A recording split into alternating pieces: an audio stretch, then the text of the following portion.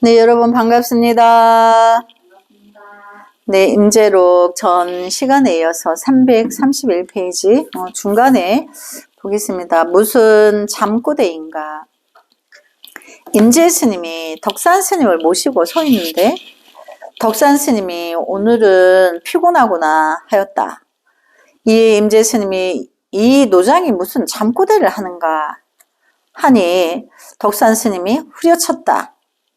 임재 스님이 의자를 뒤엎어 버렸는데 덕산 스님은 가만히 있었다. 이게 이제 무슨 법의 거량인데 무슨 뜻인지 볼까요? 강서를 볼까요? 간단하다. 임재불법은 간단하다. 쌍차 쌍조, 차조 동시, 대기 대용, 기용 제시, 대기 원응, 대용 직절, 대사각활, 살활 제시, 전기생, 전기사 이렇게 이제 용어가 있는데 이거는 다 한 가지를 말하는 거죠.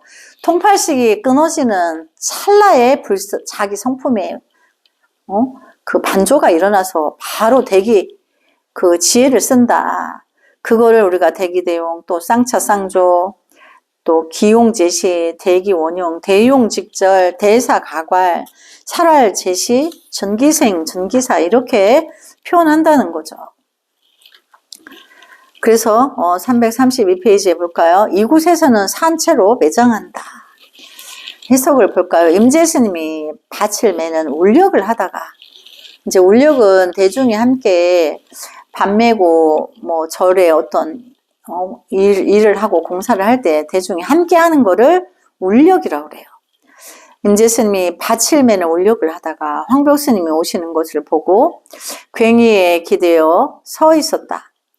황벽 스님이 이놈이 피곤한 모양이구나 하시니 괭이도 아직 들지 않았는데 피곤하다니요 하였다. 황벽 스님이 임재를 후리치자 임재가 몽둥이를 잡아 던져버리고 넘어뜨렸다. 황벽 스님이 유나를 불러 말씀하였다. 유나야, 나를 부추게다오. 이제 유나는 이제 말하자면 큰 스님을 시봉하는 어린 이제 사미를 유나라고 그래요. 유나가 가까이 다가와 부축에 일으켜 드리면서 큰 스님, 이 미친놈의 무례한 짓을 어찌 그냥 두십니까? 하였다. 그러니까 자기 큰 이제 스승에게 이렇게 무리하게 하는 거로 보인 거죠. 이제 그 유나에게는. 그러니까 황벽 스님이 일어나자마자 유나를 후려갈겼다. 그러니까 이제 유나를 부축해달라고 불려놓고 유나가 분별하고 있으니까 그 분별을 끊게 하려고 후려치신 거죠. 유나가 분별하고 있으니까.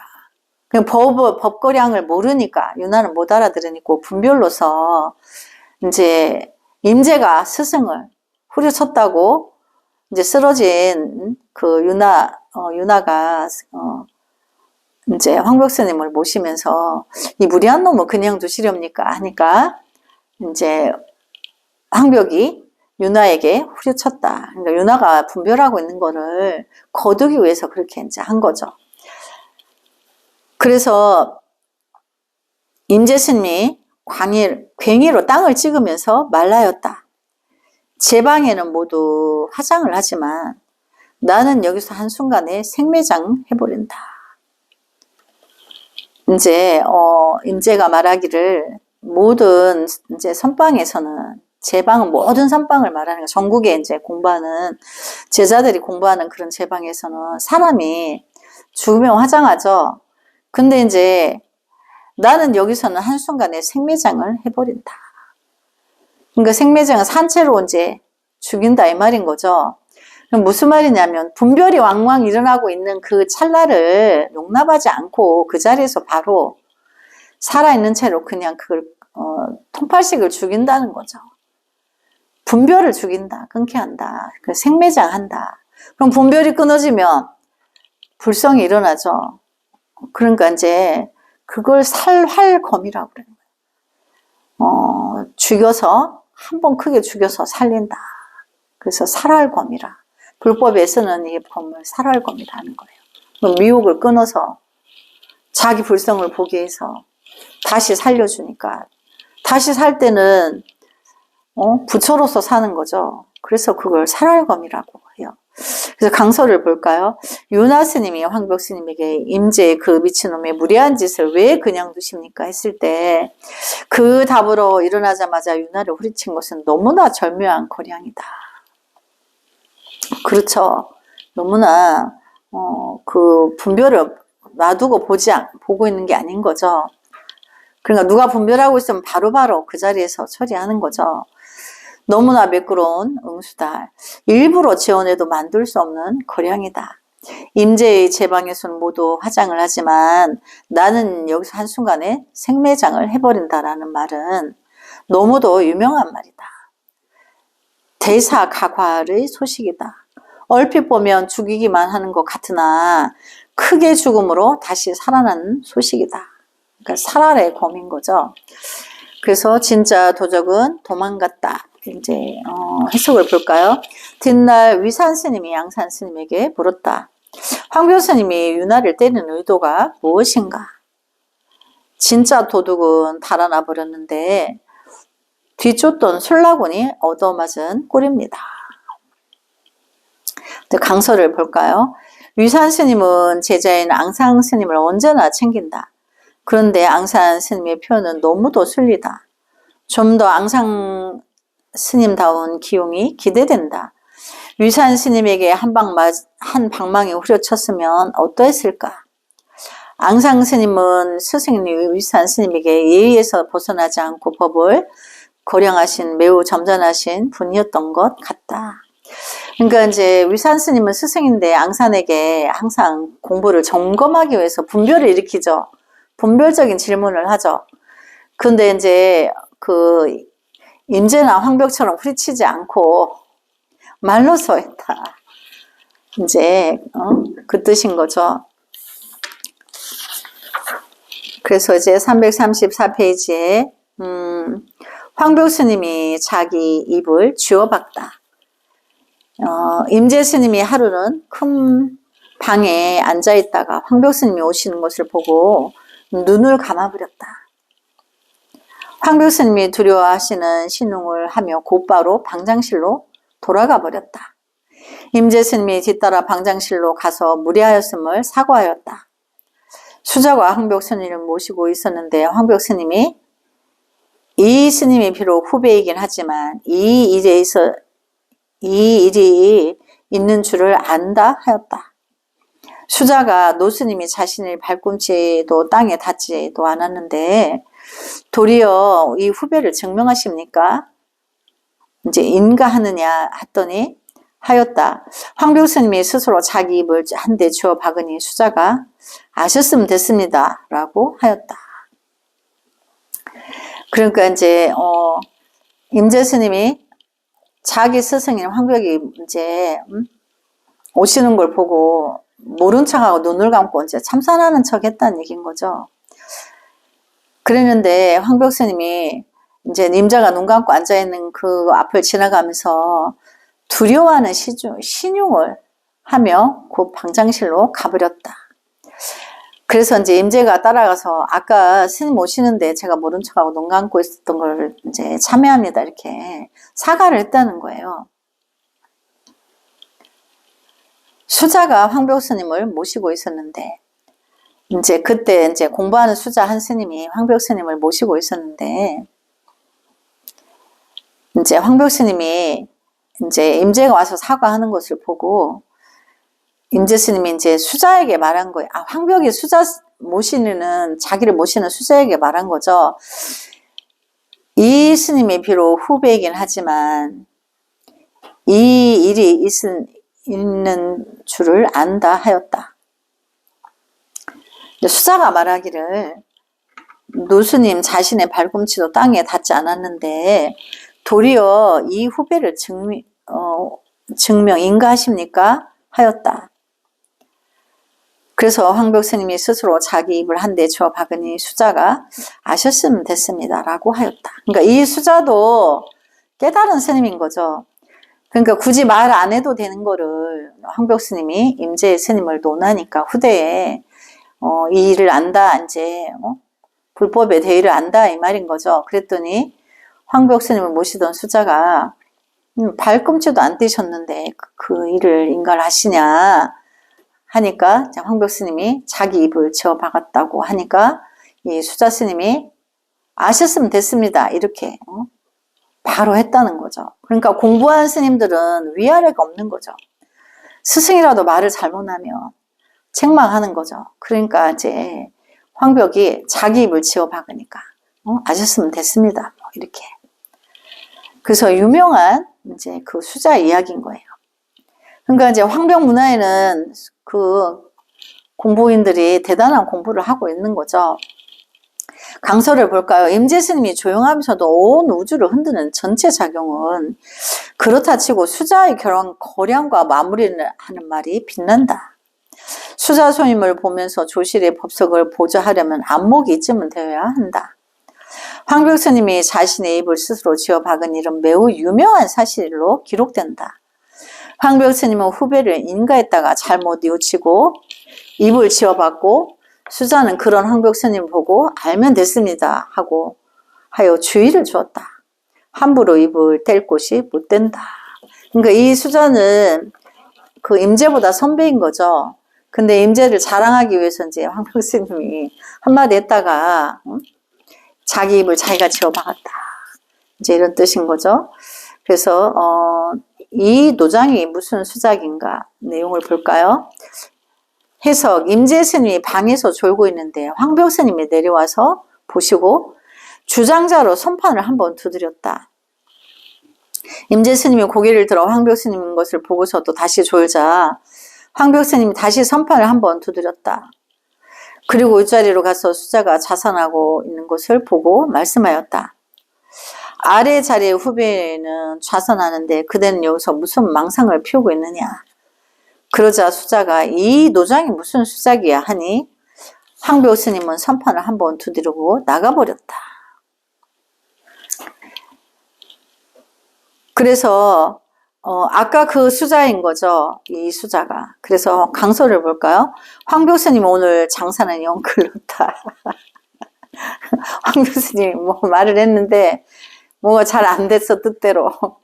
그래서 앞달락에서 보여준 수자의 주의를 되갚음이라도 하려는 듯이 황벽 스님이 임재의 좌선을 잘 하는데 그대는 망상만 피우고 있구나. 이렇게 이제 황벽이 분별하고 있는 거죠. 그러니까 그 수자가 이제 듣고 나서 이제 한번 그 이제 제지하려고 했는데 도리어 당하고 말았다.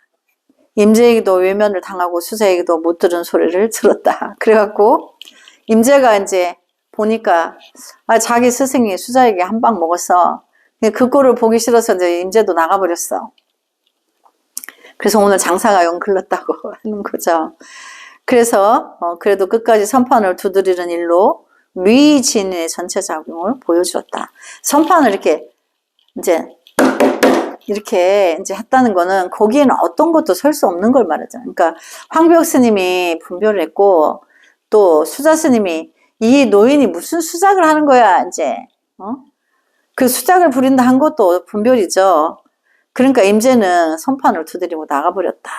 그 평정했다는 얘기인 거예요. 임재는 그 수자 스님과 스승님 황벽을 평정해버리고 나가버린 거죠. 그래서 이제 전체 작용을 보여주었다는 말이 그 말인 거죠. 하지만 아무래도 오늘 황벽 스님의 뒷모습은 많이 허해 보인다. 그래서 이제 뭘 좀 전날에 그거를 자기가 좀 갚으려고 했는데 안 됐어. 그 뜻인 거죠. 그 다음에 한 개 주사 위에 두 가지 그림. 해석을 볼까요? 뒷날 위산 스님이 앙산 스님에게 물었다. 황벽 스님이 선방에 들어갔던 뜻이 무엇인가? 한 개 주사 위에 두 가지 그림입니다. 이제 역시 앙산은 참 대단한 이제 선사죠. 항상 이제 위산이 그 왜 들어갔지? 이렇게 하니까 한 개 주사위에 두 가지 그림입니다. 그러니까 한 개의 주사위는 어떤 평정을 말하는 거고 두 가지 그림은 두 개의 분별을 말하는 거죠. 그래서 강서를 볼까요? 노름한판에 2번 이겼으님, 황벽스님이 한 가지 수작을 가지고 임재와 수자 두 사람을 점검했다는 뜻인가? 그렇다면 앙산스님의 말씀은 황벽스님이 장사를 일거양득으로 되돌려 놓았다. 선방을 나가는 황벽스님의 허허로운 뒷모습을 앙산스님이 기막힌 조명으로 개선하고 돌아온 뛰어난 장군의 위용으로 바꾸어 놓았다. 후대에는 또 역시 다 대선지식들인지라 그렇게 이제 위산이 양산에게 물었더니 그 역시 이제 2가지를 평정했다. 그러니까 이제 결과적으로는 그 황벽이 당한 게 아니고 이제 그 수자와 임재를 평정했다. 그러니까 개선장군과 같다. 이렇게 이제 뜻을 돌려놓은 거죠. 그 다음에 337페이지에 많은 사람이 울려가리라. 해석을 볼까요? 하루는 대중이 울력을 하는데 임재스님이 맨 뒤에서 따라가고 있었다. 황벽스님이 고개를 돌려보니 임재스님이 빈손으로 오르므로 괭이는 어디 있느냐라고 물었다. 어떤 사람이 가져갔습니다. 임재가 이렇게 대답을 했죠. 그러니까 황벽이 이리 가까이 오너라 그대와 이 일을 의논해보자. 임재스님이 앞으로 가까이 오자 황벽스님이 괭이를 일으켜 세우며 말씀하셨다. 다만 이것은 천하 사람들이 잡아 세우려 해도 일으키지 못한다. 임재스님이 손을 뻗쳐 낚아채서 잡아 세우면서 그렇다면 어째서 지금은 제 손 안에 있습니까? 하니 황벽스님께서 오늘은 대단한 사람이 울력을 하는구나 하시며 절로 돌아가 버렸다. 너무나 멋진 이제 대화인데 여기서 괭이를 잡고 말을 하지만 본질은 부처의 성품을 불법의 성품을 말하는 거죠. 울려가라 가는데 이제 일할 사람이 연장을 안 갖고 가니까 이제 왜 연장이 없느냐. 그러니까 누가 가져가 버렸다. 그러니까 그럼 그거에 대해서 이야기를 해보자. 근데 그것은 괭이가 아닌 거죠. 선법에 대해서 대화를 해보자. 그 얘기인 거죠. 그래서 이제 천하의 사람들이 그 불법의 부처의 성품을 잡아 세우려 해도 일으키지 못한다. 왜 불법이 이제 중에서 일반인들이 잘 자기의 불성을 못 만나니가 적고 하니까 천하의 사람들을 염려하는 거죠. 그들이 진리를 불법의 대의를 일으켜 세우려 해도 잘 세워내질 못한다. 그러나 이제 황벽 앞에는 임재가 있죠. 그러니까 임재가 이제 그 황벽의 괭이를 잡아서 자기 손 안에 들고서는 그렇다면 지금은 왜 내 손 안에 이 괭이가 있느냐. 이렇게 이제 반문을 하게 되죠. 그러니까 이제 황벽의 불법이 임재로 앉는 거를 말하는 거예요, 임재는. 이제 그 스승이 염려하는 그 부분이 또 있긴 하지만 지금은 불법이 나한테 와 있지 않느냐. 그러니까 황벽이 말하기를 오늘은 대단한 사람이 울력을 하는구나. 이제 이렇게 하고 돌아가 버렸다. 그러니까 이제 황벽은 임재가 불법에 일체 천하의 불법에 눈이 어두운 사람들을 염려하고 있는 것을 임재에게 전한 거죠. 근데 임재가 그걸 염려하고 있는지 안 하는지 그거를 이제 점검한 거예요. 황벽은. 그러니까 이제 점검했죠. 이제 내 손 안에 있습니다. 이제 이렇게. 그러니까 이제 오늘은 대단한 사람이 울력을 한다. 이렇게 하고 가셨다는 거죠. 그래서 강설 볼까요? 울력을 하는데도 괭이 없이 따라오는 임재는 처음부터 수상했다. 그 함정은 황벽이라는 대어를 겨냥한 것이다. 아니나 다를까 황벽은 걸려들었고 임재라는 능숙한 칼잡이에게 당하고야 말았다. 결국 오늘은 대단한 사람이 울력을 하는구나 라는 말을 남기고 절로 돌아갔다.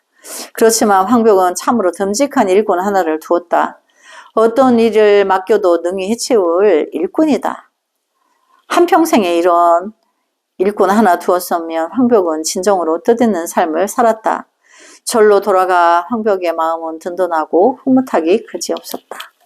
그렇죠. 그래서 황벽은 이제 자기의 천하의 아직 눈 못 뜬 사람을 염려하는데, 임재가 이제 내가 나한테 왔으니까 이제 염려하지 마라. 이거를 뜻을 주고받고 한 거죠. 그래서 오늘은 대단한 사람이 울력을 한다. 이제 인가를 또 해주신 거죠. 그러니 황벽은 마음이 가득 채워져서 이제 천하의 일꾼이라는 거는, 천하의 칼잡이다 하는 거는 미혹을 꺾어주고 일체 중생의 눈을 뜨게 할 수 있는 큰 위인이 나타나셨으니 황벽은 너무도 이제 기쁘다 이 말을 한 거죠. 그래서 지혜는 군자를 능가한다. 뒷날 위산 스님이 앙산 스님에게 물었다. 괭이가 황복 스님의 손에 있었는데 무엇 때문에 다시 임재한테 빼앗겼느냐. 또 이제 위산이 스승이니까 이제 앙산에게 왜 그랬을까 이렇게 또 점검하는 거죠. 그랬더니 앙산 스님이 대답하였다. 도둑은 소인이지만 지혜는 군자를 능가합니다. 그러니까 이제 임재가 황벽 스님의 지혜를 이제 이어받은 거죠. 그래서 이제 그 소인이지만 지혜는 스승을 능가한다. 스승을 능가해야 스승의 은혜를 갚는다 했죠. 그래서 강서를 볼까요? 앞에서 올려가는 이야기가 계속된다. 늘 그렇듯이 위산 스님은 임재 스님의 일들을 들어 자신의 제자인 앙산 스님을 점검하고 거령한다. 그래서 임재록에 나타나 있는 위산 스님과 앙산 스님의 문답이 적지 않다. 잘 지어진 건물의 단청을 하여 더욱 아름답게 보이도록 하려는 격이다. 생명이 오래고 여운이 길게 한다. 남의 손에 있는 괭이를 뺏은 것은 도둑이지만 그 안목은 뛰어나다고 임재 스님을 크게 칭찬하였다. 그래서 뭐 도둑이 도둑이라서 그런 게 아니고 스승의 염려하는 마음을 이제 알고 이제 법이 나에게 왔지 않느냐. 그래 이제 나머지는 내가 책임지겠다 이렇게 하니까 오늘은 이제 큰 위인이 울력을 하는구나. 이제 이렇게 있는 부분을 또 앙산 스님이 임재의 안목이 크게 이제 뛰어난 것을 칭찬했다 이런 말이죠. 그래서 이제 오늘은 여기까지 공부하고 다음 시간에 이어서 하겠습니다. 나무 서가모니불 성불하지 않겠습니다. 성불하지 않겠습니다.